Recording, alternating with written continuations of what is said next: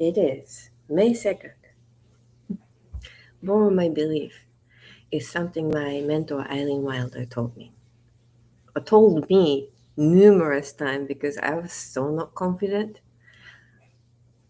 I signed up, paid, and showed up and presented my offer. And she said, okay, don't sell happiness offer because happiness doesn't sell. Be more tangible and all sorts of stuff. And I thought, okay, I think I was just told that I suck. And she go, no, no, no, no, no.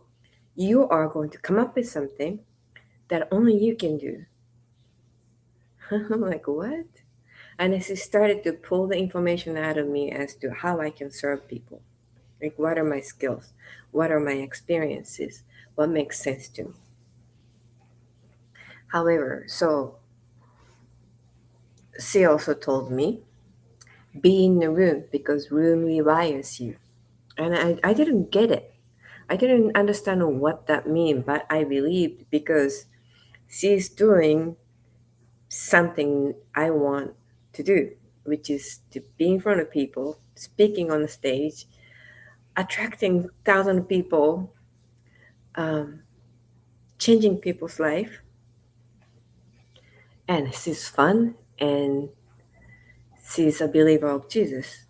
And I'm like, what else? So she often told me to borrow my belief.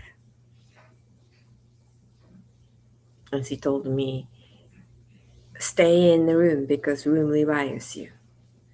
And only recently, so it had been almost 2 years, only recently I'm starting to realize how I'm transforming.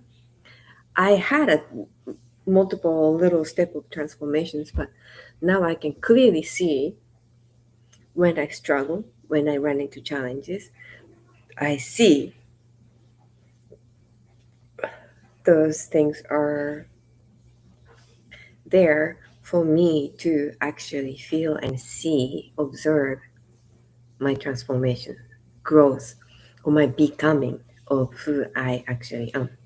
Anyhow, so I had a client who asked me, I really appreciate you trust me so much, believe in me so much, but why? It was like, and then I asked myself, why?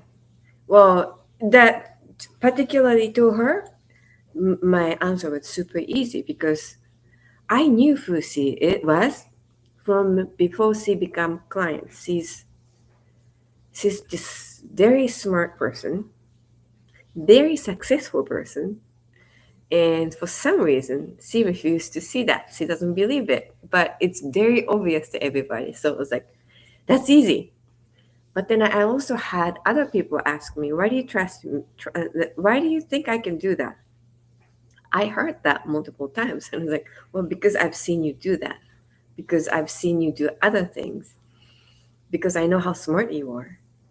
And then I ran into Dr. Myron Golden speaking on his YouTube videos that all I have to do is find the godlikeness in a person and just see that. And that resonated with me so much that one day, I was at my church at the coffee hour. I volunteer at the church in a hospitality guild. So I greet people, try to find the people who's lonely, talk to them because that that sounded so uncomfortable to me, and I thought this is gonna be a great practice. So I do that, and I sit there, and I didn't find anybody lonely. Everybody was happy, and I was looking at everybody, and uh, it's beautiful place. It's very beautiful church. The architecture is beautiful. The art inside is stunning. Yard, the flower, what people wear, everything about that church is stunning. But then I started to look at the people and go, I want to be able to see the beauty in everybody.